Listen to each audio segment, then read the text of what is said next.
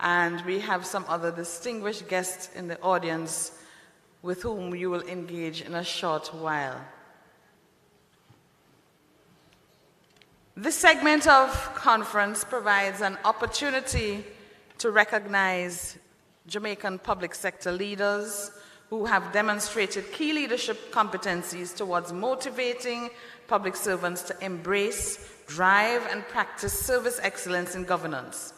Recognizing the regional nature of the conference and with the collaborative partnership support of the Caribbean Center for Development Administration, CARICAD, the Mind Public Life Award also recognizes and honors the contribution of a Caribbean public sector leader and their significant impact in driving service excellence, innovation, growth, and development.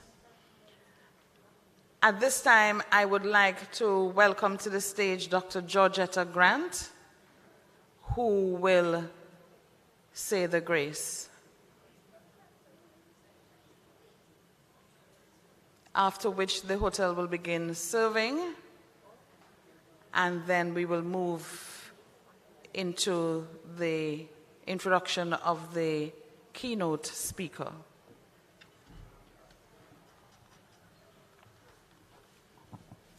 Let us pray.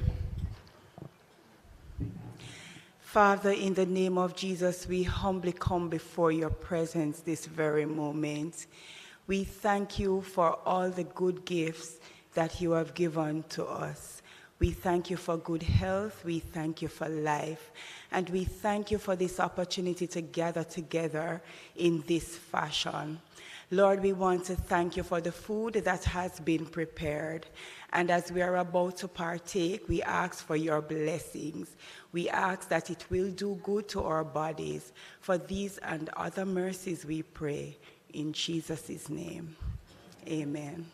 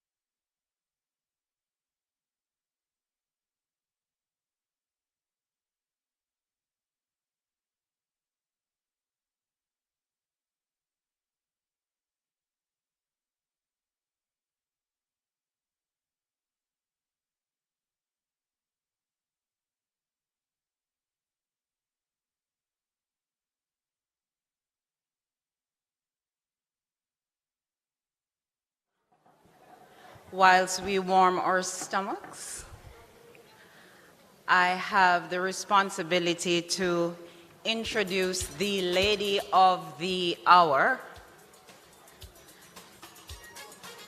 Mrs. Shorville Johnson Cunningham.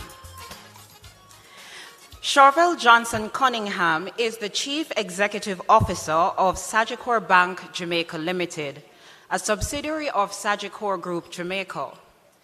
With over 3 decades of experience in the financial sector, The renowned leader joined the Sagicor team in January 2018. Chauvel is a trailblazer in the financial services industry with an impressive track record of success at the leadership level. She is a change maker, a team builder who is results-oriented, embraces competition, and focuses on exceptional client experience. She consistently develops and maintains strategies that carefully balance risk and rewards to meet targets and objectives.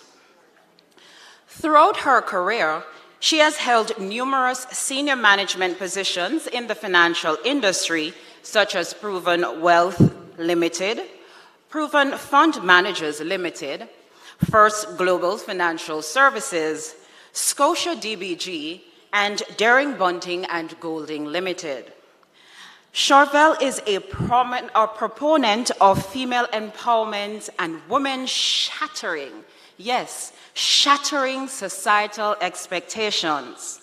She is Jamaica's first International Women's Forum Fellow and served for 1 year between 2015 and 2016, where she studied leadership at Harvard and INSEAD Business Schools.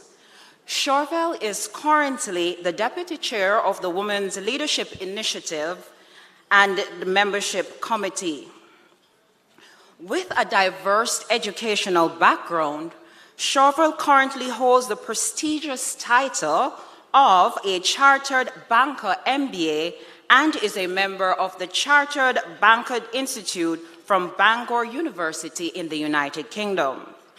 She is also a holder of a bachelor's degree in professional management from the Nova Southeastern University and is a trained teacher with specialization in business education.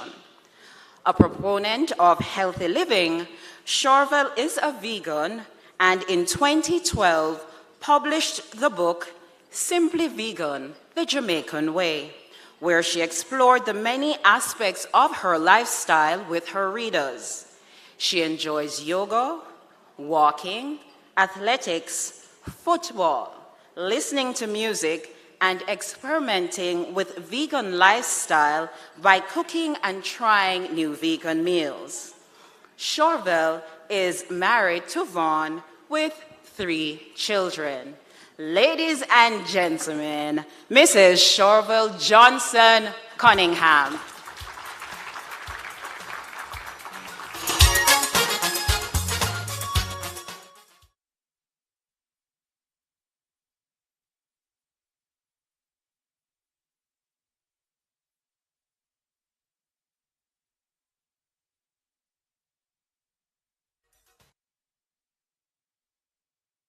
So, good afternoon, everybody.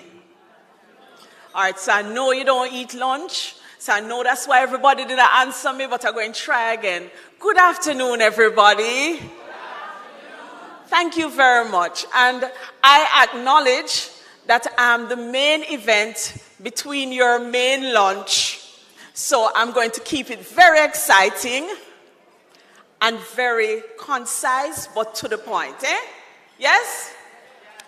All right, so I have a question. If you guys said, okay, Hurricane Beryl just happened, right? And before Hurricane Beryl, most organizations closed at 12. So if you went to KFC, if you love chicken and you love KFC and the chicken wasn't ready, how would you feel? How would anybody feel? By show of hands, tell me who would vex, say KFC not ready. You'd behave bad, don't it? Most people are going to behave bad. And if you're going to my bank, which is Sagicor Bank, and because Beryl coming, and we decide to send the team home earlier too, but you never get let out early, so you never get to come in, you'd call us the wicked bank, don't it? Right. And some of you would look for my number, which is in the branch, which is 220-1830, and call straight to my office. and say how I'm wicked and close the bank early. Yeah? I always answer my phone, Alan, always.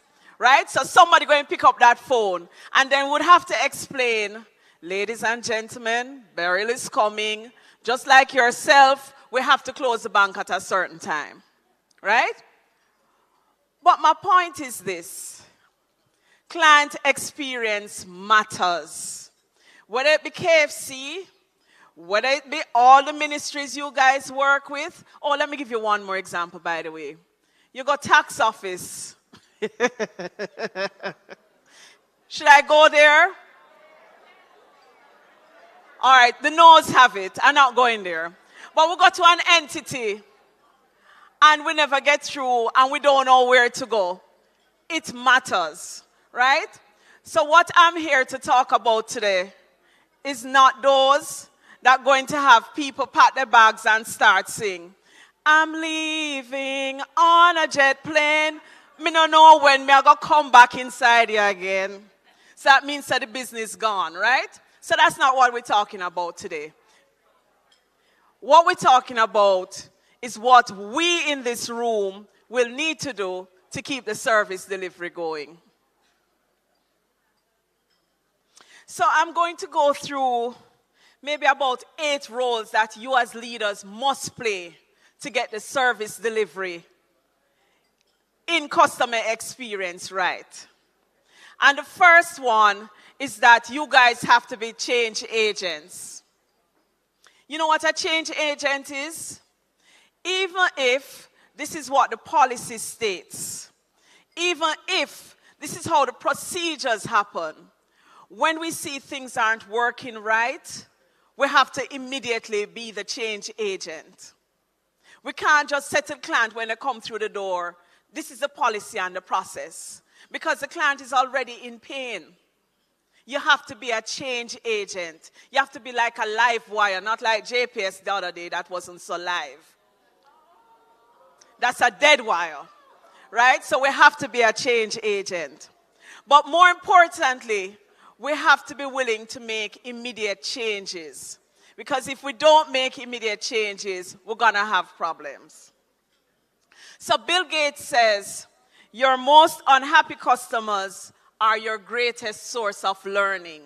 So I never see a mistake as a failure. I see it as an opportunity. I don't call things bad service. I call it opportunities to improve service. Right? So as a change agent, you have to change your mindset from thinking the negative side and turn it into positivity. You with me? You in agreement with me? All right. So the next role you have to play is deal with the happiness of who? Your internal clients first. Don't get it wrong. If your internal clients not happy, then your external clients will never be happy. If your internal clients upset about them pay, if your internal clients have stuff going on at home, if your internal clients don't have the utensils they need to do their job, there's no way they're going to do lights, camera, action when your clients come through the door. So before you even think of delighting your customers, you have to first delight your internal clients. So that is where you start. After you call yourself the change agent, the next thing you have to do is to delight your internal clients. Let them feel, let me correct them, let them know that you care about them. Because if your internal clients just think you see them as, hello, all your role to do is to push paper and serve the clients. You don't care if them pop down, you don't care if they eat, you don't care if their child not well. If you don't care about any of those things, how do you expect them to care about your clients? So you have to start the love from there. Because if they're happy, they will serve your clients in a happy way. So the big deal is to lead from the top. So if as the CEO of Sagicor Bank, I need to get some cash for myself, and me walk through the door and walk past every client in there who complaining, I'm not doing my job. So in leading from the top, if you want to say to your clients, if I want to say to my branch manager, walk the floor and see what is happening, I have to show how to do it. So when I walk through the door, good afternoon, are you getting through, can I help? And you run in the line till you all forget what you went there to do. Right? So you have to lead from the top. You can't just tell people this is what you must do. You have to be the leaders. All of you in this room are leaders. But if you're not leading from the top, who are they following? If you walk past the clients, who are they following? Monkey see, monkey do. Monkey see, monkey do. So anything you do, they're going to do it. And my dad always says, couple things. My dad always says, no man is an island, no man stands alone. And do unto others as you'll have others do unto you. Anything you don't like for yourself, don't do it to people. It's as simple as that. So if you want to be treated like royalty, you have to treat people like royalty. You have to treat your clients like royalty, right? And you know, they have the saying in Jamaica, one hand cannot clap. One hand cannot clap.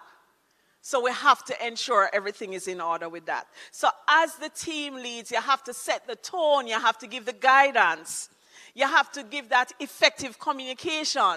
You cannot communicate in such a way that the people on the east think this is how something's supposed to be done. Then when you talk to the people at the south, they're doing something else, north doing something else, and the people on southwest doing a combination of all of the above. So you have to communicate in such a way and set the tone and set the guidance so that everybody is clear. What about standards? How should we put standards in place? As I say, if you don't have anything, everybody going to do their own thing. You might have an area that is doing exceptionally well in the industry, right?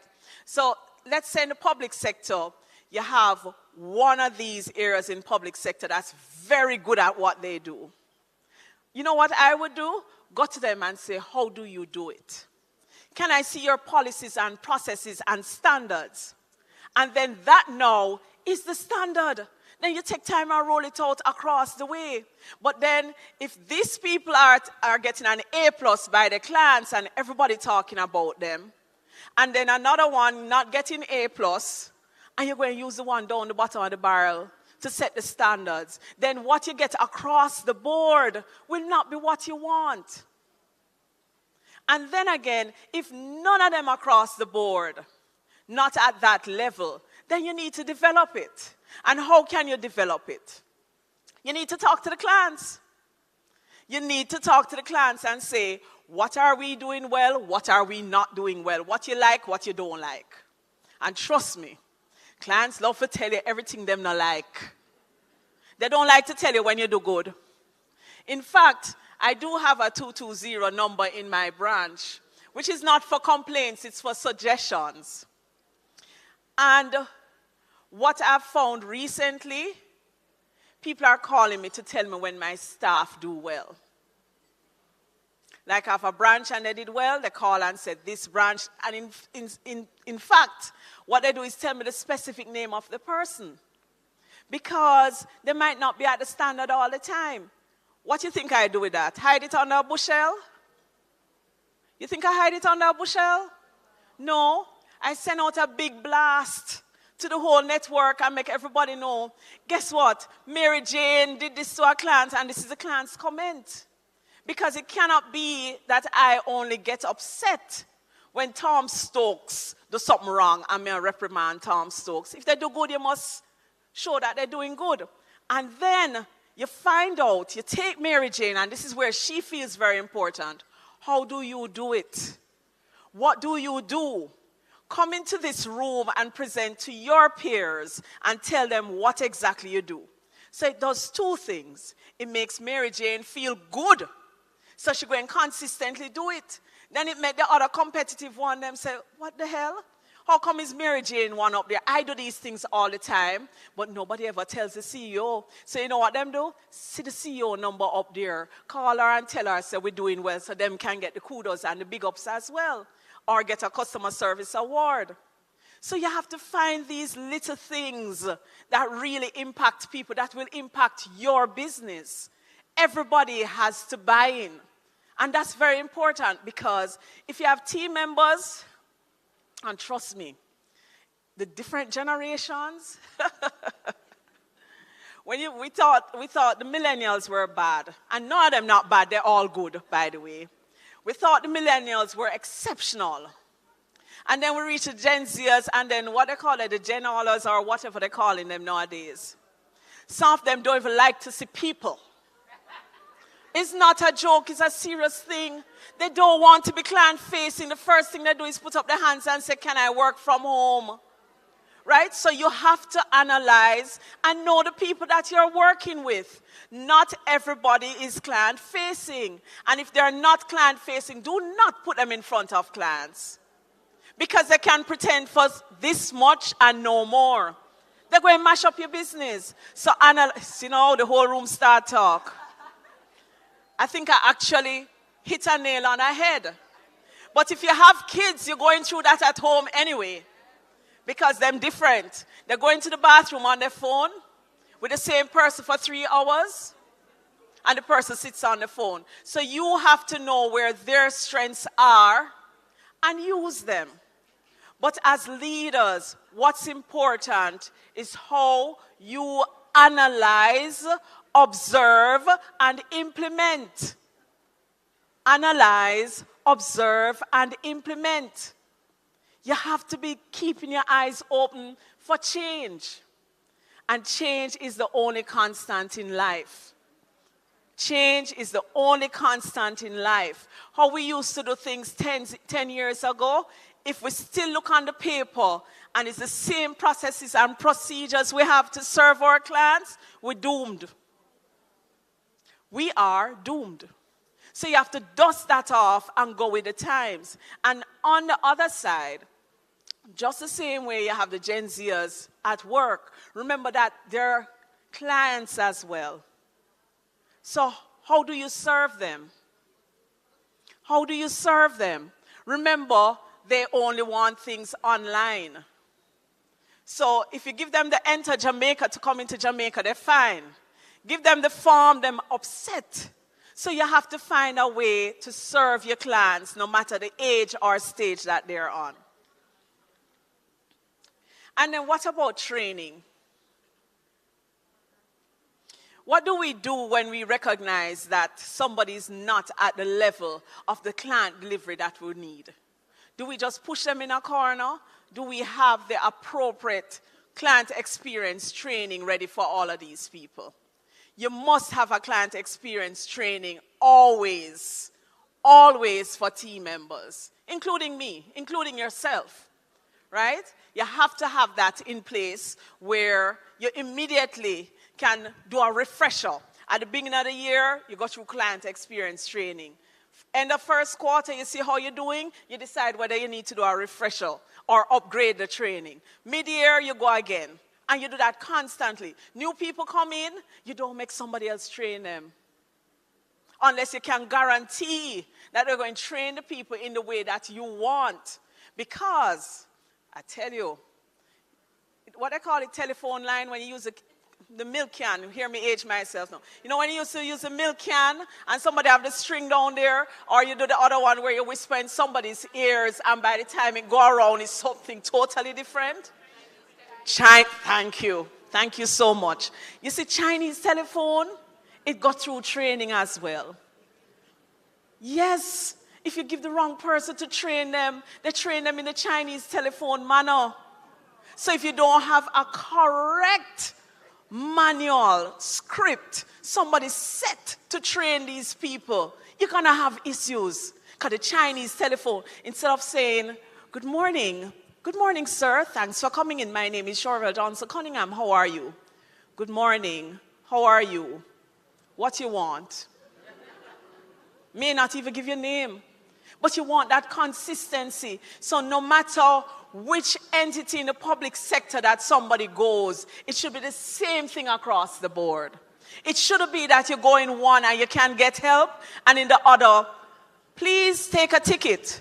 Go to this number one. Oh, after you finish there, I want you to so-and-so. Go to so-and-so number two. And that is well organized. Well organized. But at the end of the day, the clients still don't get to achieve what they want in the time factor. So the customer experience training must teach about timing. Timing. It cannot be something that for the whole day you spend in a whole place. I get in there. I'm at roll number 4, guys. We get in there. So the big deal is to listen to your clients. So first we spoke about the internal clients, but you have to listen to your external clients. Some of them don't like tell you when you're not doing well. So they're just gone. And then you see them down the road and they say, oh, you're from so-and-so? I'm not doing business with you anymore. I came in there and this happened. You can't fix it at that stage. So I love the clients who call me and complain.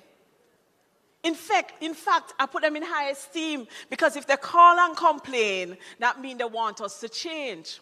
You see the one them when nobody call, them gone. They're not coming back.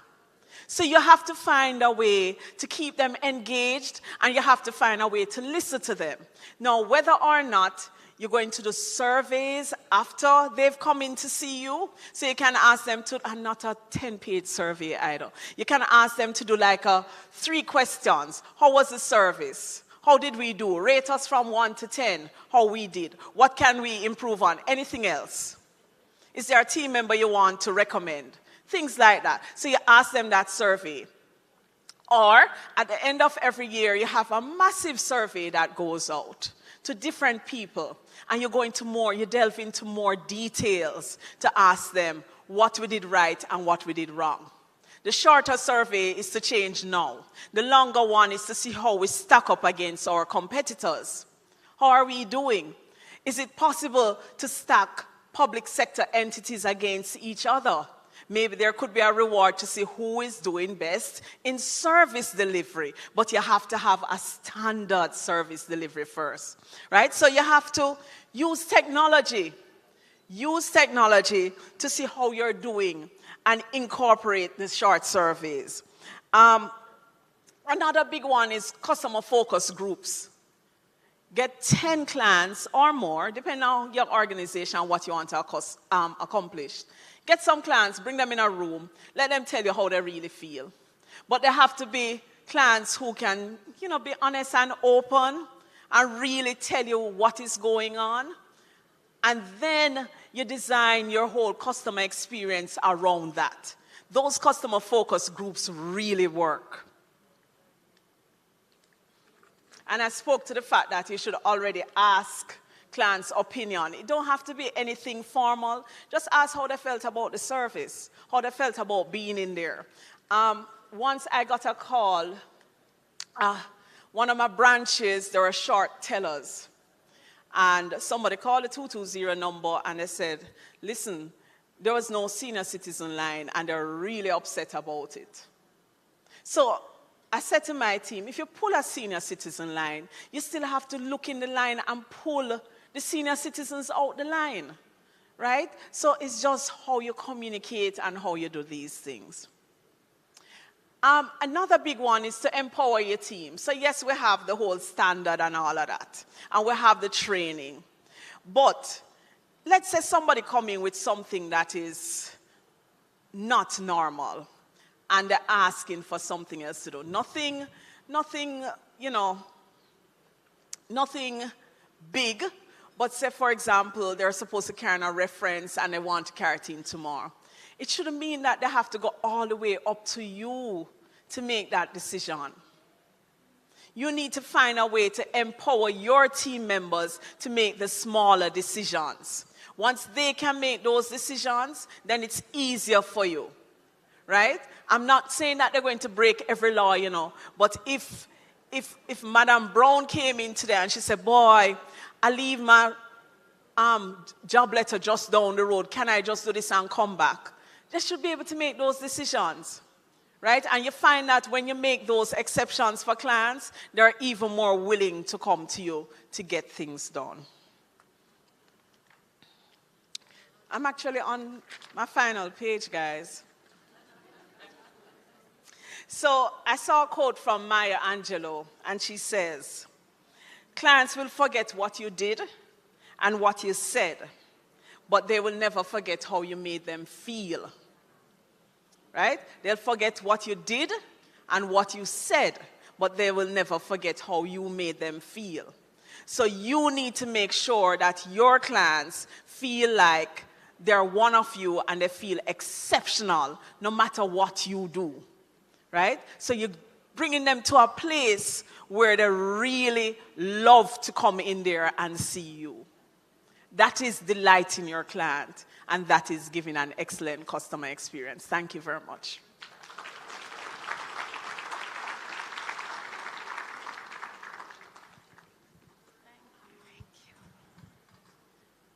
Thank you very much, Chorvel. And might I say, what an exceptional example of, let me say, a soft public-private partnership. So it shows that the matter of service excellence is something that is important to the public service and as well as we know the private sector. And here is one of the premier leaders giving us a leader's story, a leader's experience, and some practical examples of what to do. And the last thing I'd like to say, Chorvel, I'm sure you didn't want me to say this, but just the experience of her this afternoon, because she's literally almost stepping off an airplane.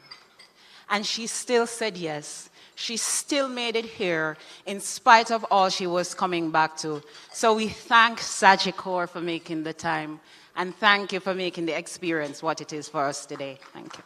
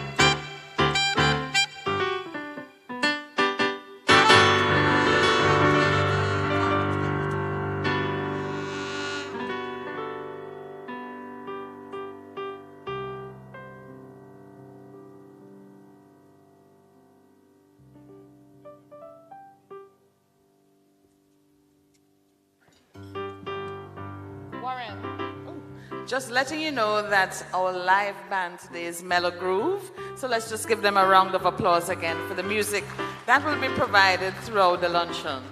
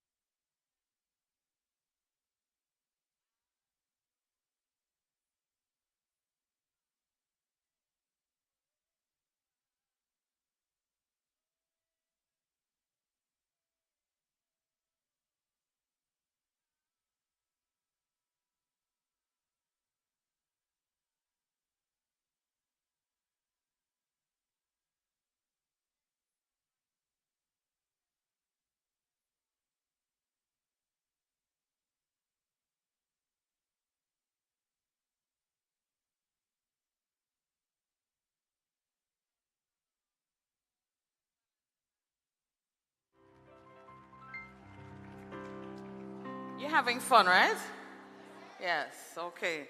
Well, the moment has arrived for the announcement of the Public Life Award for Leadership Excellence, where we will award a public servant, Jamaican, as well a public servant from the region. But before we make the announcement, I'm going to call on Dr. Ruby Brown, CEO of Mind, who will just provide you with a bit of context around this Public Life Award.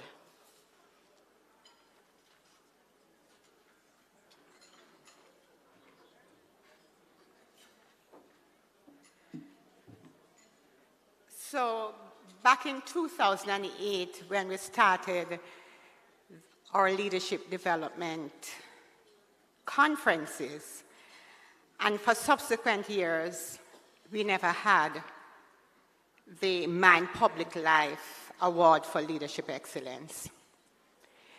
In fact, we never started this award until in 2013, I think it was. And this came across, in fact, this came against the backdrop that we recognize, and I thought that our cabinet secretary, as we chatted a while ago, kind of put it quite succinctly for me, that we have a culture, and our intention is to change that culture, where we are very sparse with praise, but absolutely generous with criticism. And we found that across the years, that's what we felt, that's what we heard. And so back in 2013, we felt that we wanted to bring to life the fact that every single human being, his or her greatest desire is to feel appreciated. One of the interesting things that we also found is that while that resonates, that fact resonates with each and every one of us, there seemed to have been a practice that leaders are the ones who must appreciate others. We appreciate our direct reports, and absolutely, that must happen. But there seemed to have been a failure to appreciate our leaders and to say thanks. And so we thought then that we wanted to add this to each of our conferences. We wanted to use our conferences to express appreciation, to say thanks to our outstanding public sector leaders. In fact, this is how we framed it at that point in time, and I'll read the exact words. We agreed back in 2013 that this award would recognize public servants, both current and past, who have demonstrated excellence in achieving results for the citizens, who reflected the priorities of the public service in their professional careers, and who promoted the professionalism and visibility of the service, while also demonstrating key leadership competencies towards motivating public servants to embrace, drive, and practice service excellence in governance. That's what we agreed to back in 2013. As you can well appreciate, when we started this in 2013, we didn't yet have a regional conference. And so our first awardee was a Jamaican. But then over time, we transitioned to a regional conference. And so our conferences now recognize not just a Jamaican public sector leader, but also a regional leader. And this year, we are doing no less. And this year, in keeping with the theme of our conference, Sustaining Public Service Transformation Through Leadership for Service Excellence, the awards will be based on the following. So let me just quickly share with you the criteria here for this award. Citizen satisfaction. So it's a leader who shows a track record of efficiently utilizing resources while achieving desired outcomes. And this includes optimizing processes, reducing waste, and delivering services in a timely manner. And I think I jumped to efficiency and effectiveness there. So let me go back up to citizen satisfaction. The leader should demonstrate a commitment to meeting the needs and expectations of citizens. And when you hear who our awardees are, you'll be able to identify these criteria with them.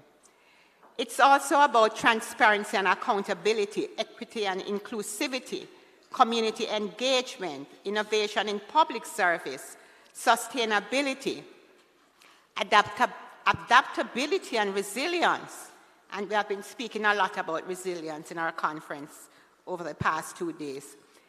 Ethical leadership and positive impact on society. So these are the 2, 4, 6, 8, 10 criteria that we utilize in arriving at our awardees today. So that's the backdrop. And so we are not going to linger any longer. We are going to get right to recognizing our awardees for this year's Public Life Award for Leadership Excellence. And so I invite Georgia to take over from here.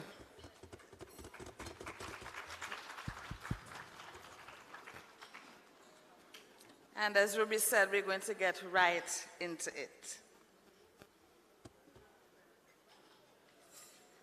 So, the Mind Public Life Award for Leadership Excellence to a Jamaican public servant is awarded to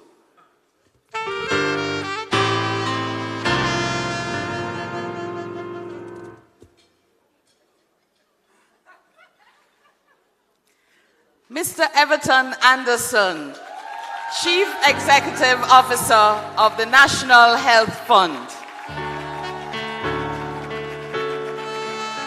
I now invite Mr. Lloyd Pascoe, who will read the citation to Mr. Anderson. Ladies and gentlemen, could we rise and acknowledge Mr. Everton Anderson?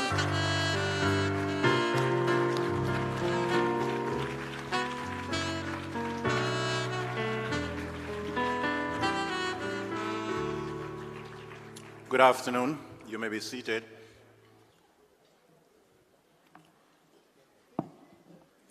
It is with immense pride and admiration that we present the Mind Public Life Award 2024 to Mr. Everton Anderson, a visionary leader who has revolutionized healthcare in Jamaica.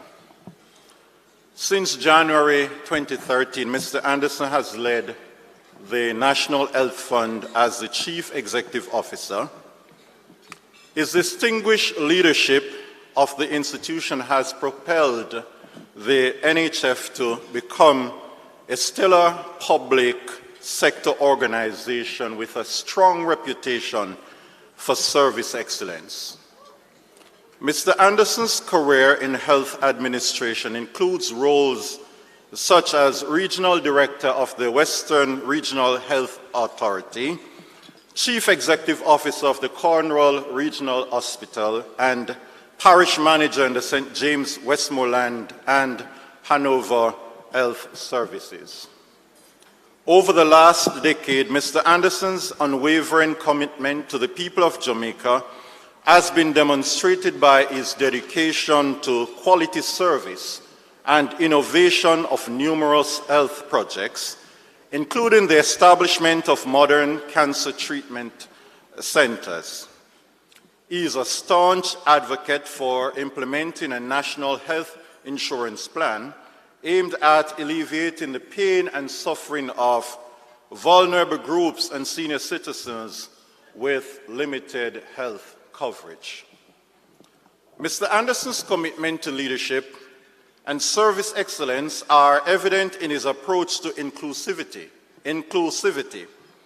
He established a customer service protocol for persons with disabilities, revised staff handbooks to address persons with disabilities-related matters, and prioritize services for persons with disabilities.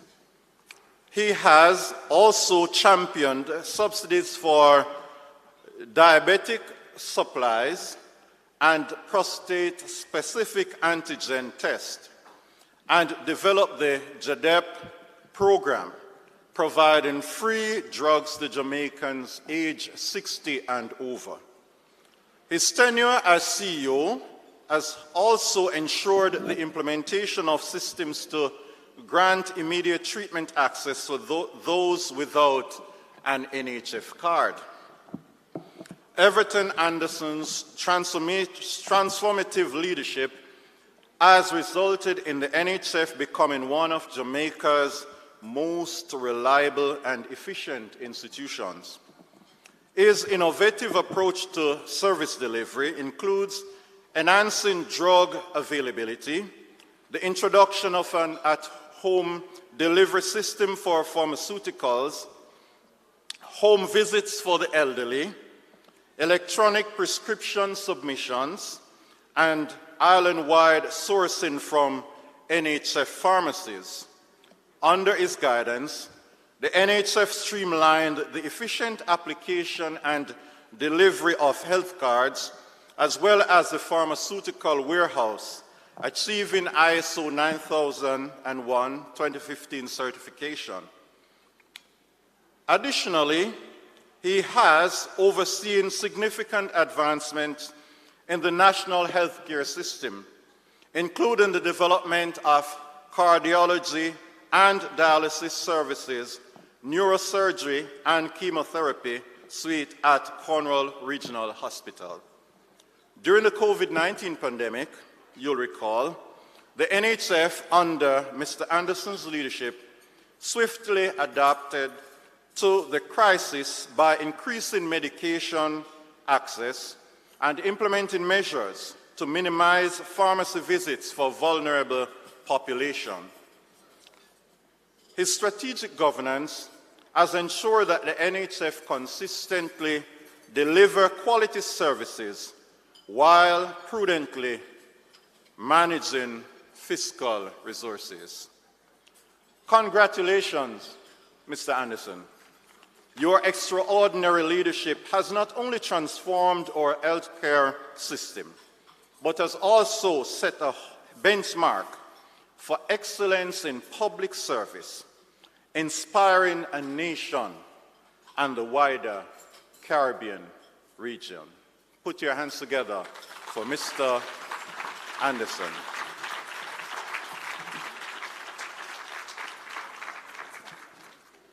I now invite Mr. Anderson to the stage and Honorable Audrey Sewell, Cabinet Secretary, who will make the presentation of the citation.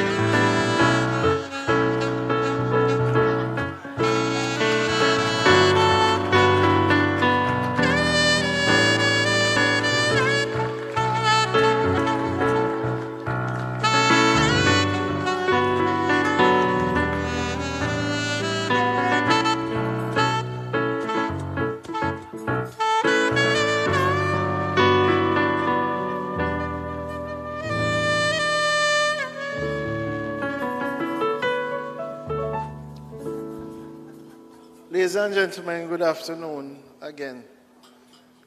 Let me thank the team from mine for this recognition. I've been affiliated with mine, I was telling Dr. Brown, from my first day at work. And you guys have been good to me, and I think we've been good to each other. Coffee says in her song, do it for the love, not for the likes. And that has always been my thing. I love what I do. I love going into the waiting room, and when a patient expresses satisfaction, it makes my day, absolutely. And I'd like to thank my team for putting up with probably one of the most eccentric leaders they will ever work with, because we dream big dreams, and when we go to work, we want the big dreams to be implemented right away. And I've never had pushback from my team. In fact, most times they make my ideas better. And I want to thank you for that.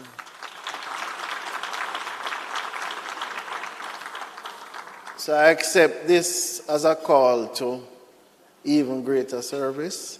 And you can be sure that I will press even harder to serve the people of our country. Thank you very much.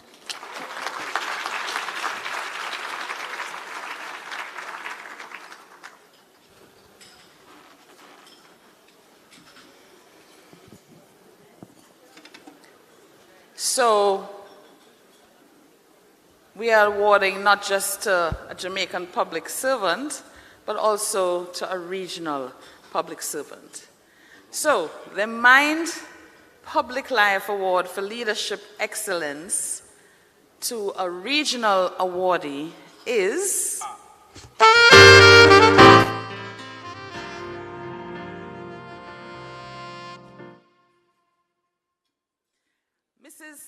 Mrs. Jackie Samson Miguel, Ombudsman of Trinidad and Tobago.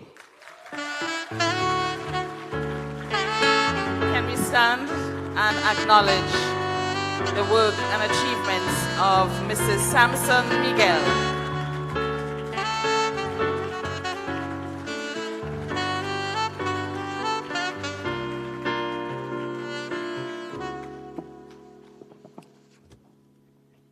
Thank you very much. It is with immense pride and admiration that we present the Mind Public Life Award for Leadership Excellence 2024 to Miss Jackie Samson Miguel, a visionary leader who has revolutionized Parliament in the Republic of Trinidad and Tobago. For 37 years, from 1995 to 2023 rather, Mrs. Jackie Samson Miguel gave human service to the Republic of Trinidad and Tobago's public service, retiring as Clerk of the House of Parliament in October 2023. On May 20, 2024, she was sworn in as the Ombudsman of Trinidad and Tobago. Throughout her public life, Mrs. Samson Miguel consistently showed citizen satisfaction by demonstrating a commitment to meeting the needs and expectations of citizens. She is renowned for setting high expectations, and Parliament's operational efficiency is due mainly to her leadership. She navigated bureaucratic systems with firmness, respect, and was quite resourceful in finding solutions to rigid and outdated public service human resource rules and regulations. In the execution of her role as Clerk of the House, Mrs. Samson Miguel was a principal advisor to members of Parliament and committees on matters of parliamentary procedure, and had earned the confidence, trust, and respect of employees the nearly 600 parliamentarians who sought her counsel, and clients and stakeholders alike. She never conveyed partisanship, was quite skillful at managing political exigencies, and deflecting no shortage of partisan activism. And even in the face of keen political rivalry, she astutely showed equity and inclusivity. Mrs. Sampson Miguel was instrumental in driving organizational innovation, effectiveness, and efficiency throughout the public sector. She successfully launched significant new and innovative services that improve the work of the legislative branch, including the move towards a paperless parliament, to improve the efficiency of the operations of the parliament, leading to a significant reduction in the use of paper, cost savings, and ensured timely access to important documents. She revolutionized its operations for greater efficiency by also improving public communications, digitalizing Hansard and other records, and facilitated the revision of the standing orders. Mrs. Sampson Miguel impact extended beyond the shores of the Republic of Trinidad and Tobago. She executed several roles which had a positive impact on the Caribbean region, including her work as Regional Secretary of the Caribbean, the Americas, and Atlantic region of the Commonwealth Parliamentary Association, and facilitated the coordination of all CPA regional activities. She was also a member of the Commonwealth Study Groups on parliamentary and constitutional academic topics, and served as a facilitator at workshops, seminars, and university programs designed to cultivate leadership capabilities, foster personal growth, and knowledge of democratic rules and norms. We salute you, Mrs. Jackie Sampson Miguel. Your practice of leading with honesty, transparency, resilience, and a strong sense of institutional responsibility has left an indelible mark of public service excellence, inspiring a nation and the wider Caribbean region. We thank you.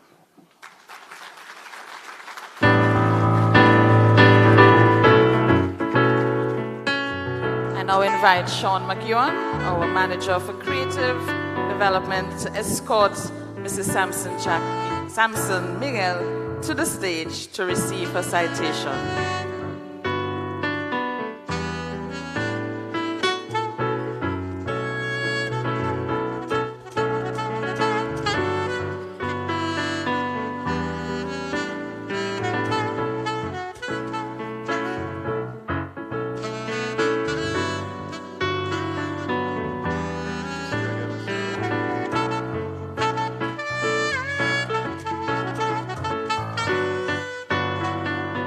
Devon Rowe, the Executive Director of CARICAD, will make the presentation to Mrs. Sampson Miguel.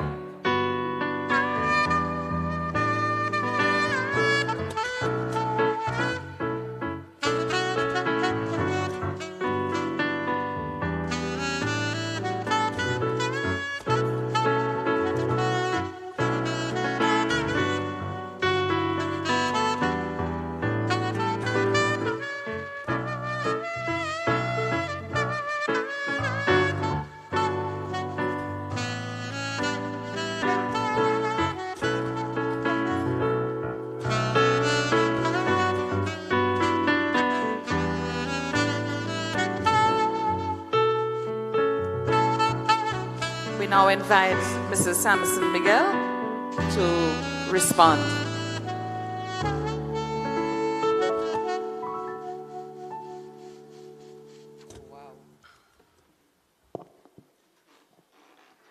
thank you, Dr. Brown of Mind Jamaica and your team, your amazing team.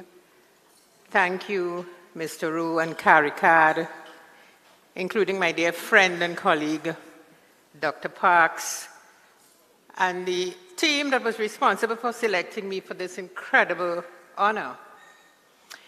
This moment, well, for me, is not just about my many, many years of public service.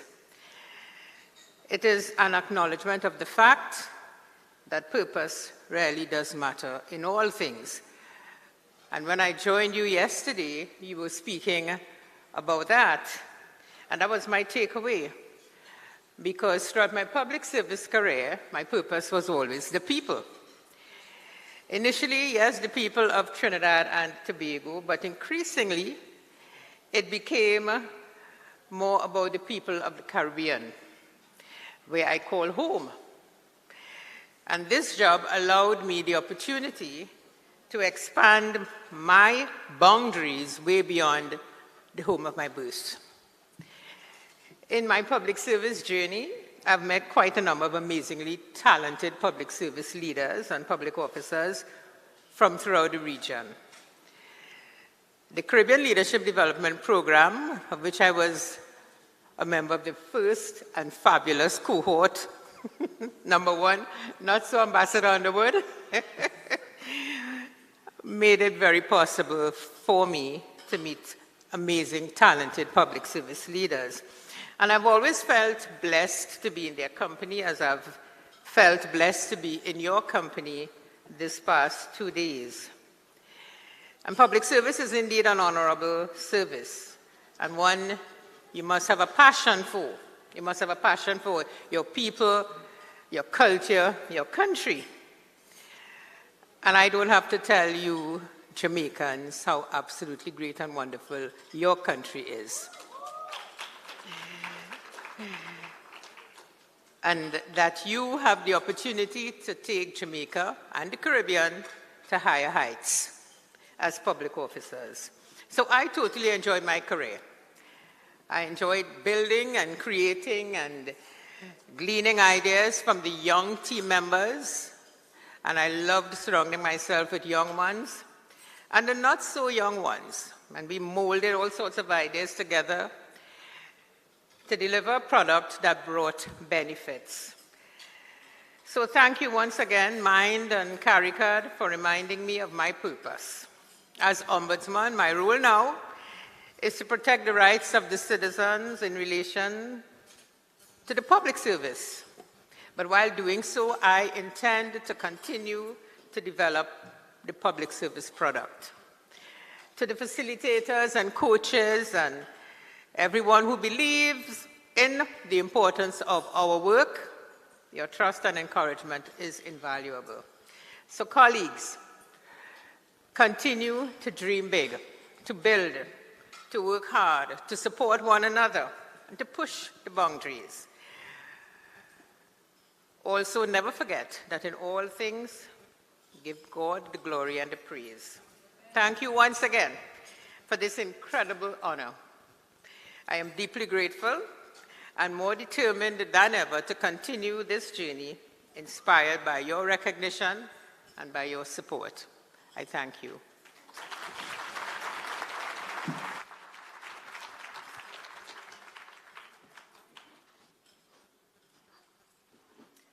I now invite to the stage Mrs. Andrea Tusa, Manager of Leadership Development Unit at Mind, who will move the vote of thanks.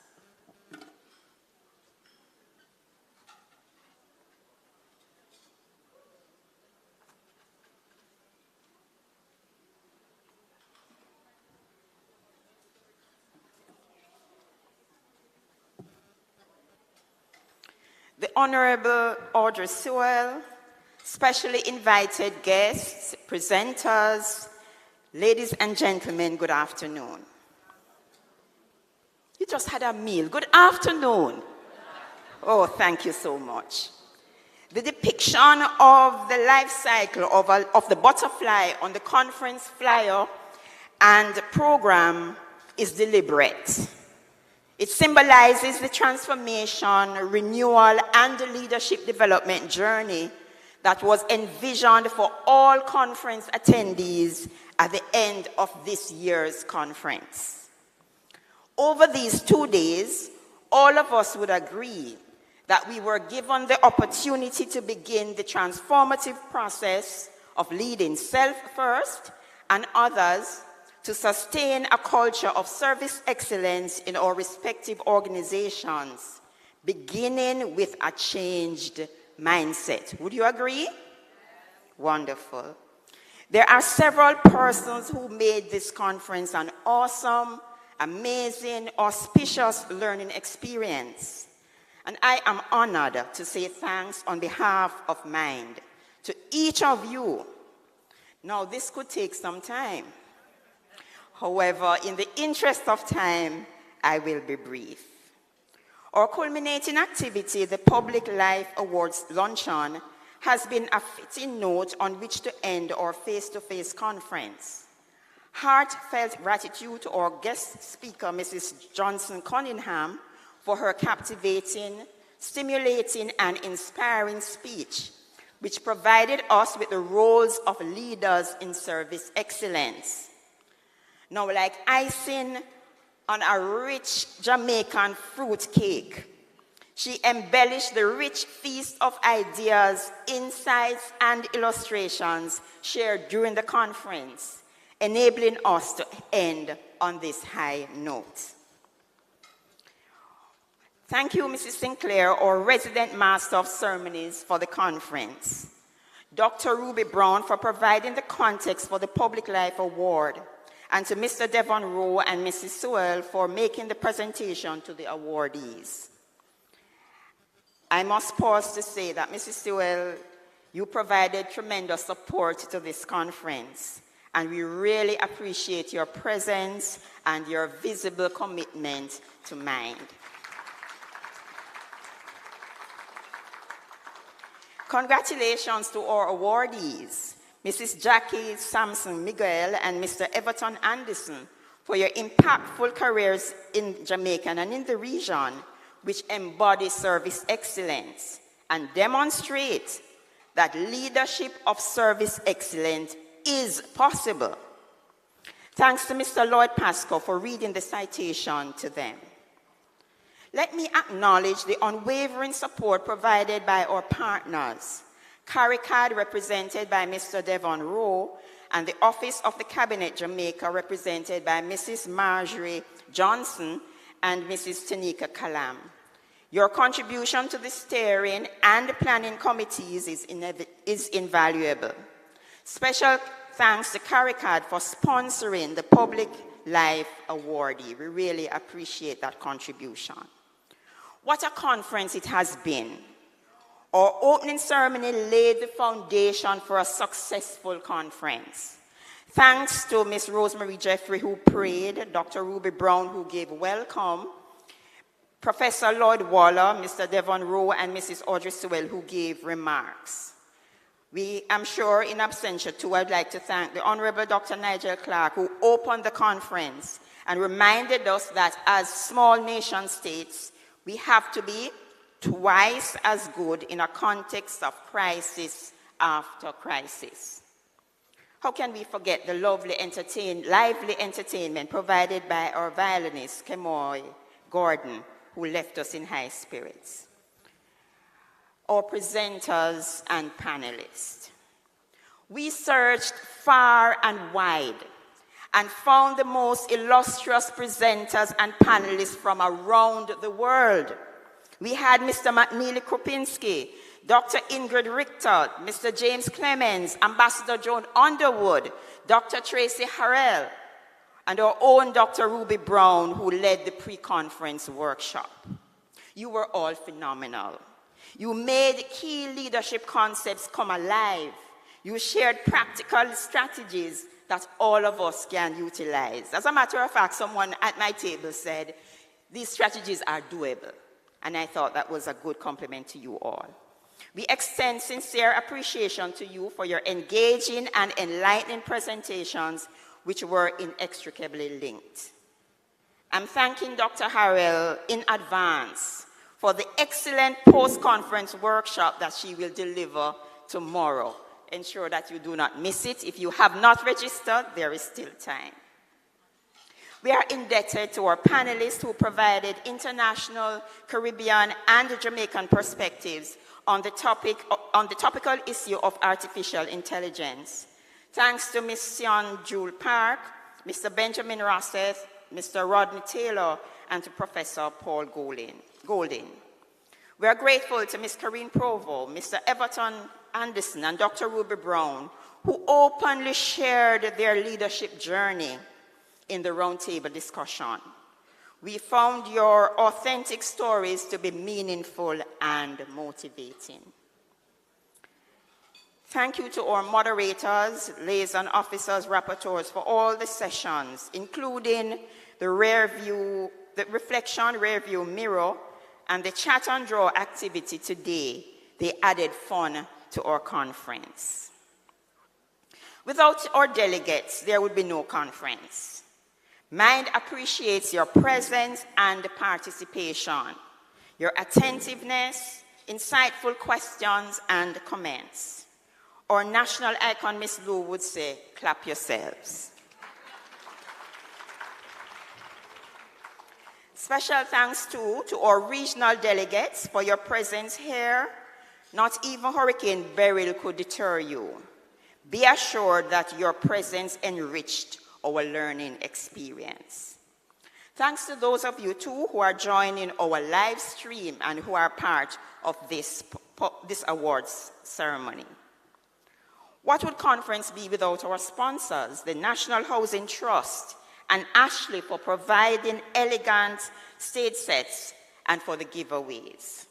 Thanks to our booth holders, Ashley again, Sagicor, and Hermage for their contribution and presence.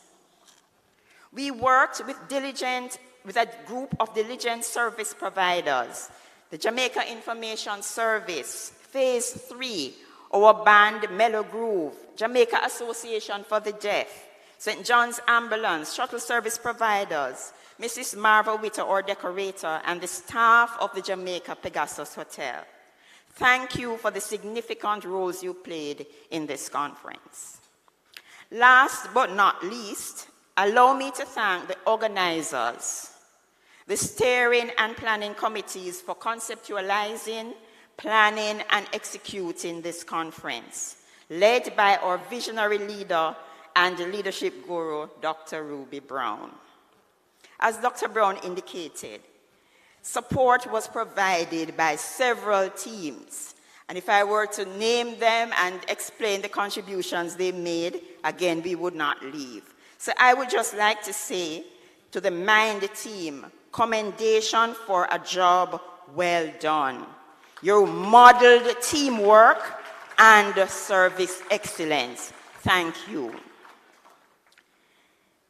I tried not to single out any particular person, but allow me to thank Georgia for being an excellent master of ceremonies, an excellent chair of conference, and I must say that amidst a personal challenge, Georgia still showed up and she demonstrated service excellence. So please put your hands together for her. In closing, I urge you to maintain the networks formed during these 2 days and to utilize the insights and takeaways from this conference to help you to sustain public service transformation through your own leadership of service excellence. Be like the butterfly. Participants of Conference 2024, you have been awesome. Thank you very much.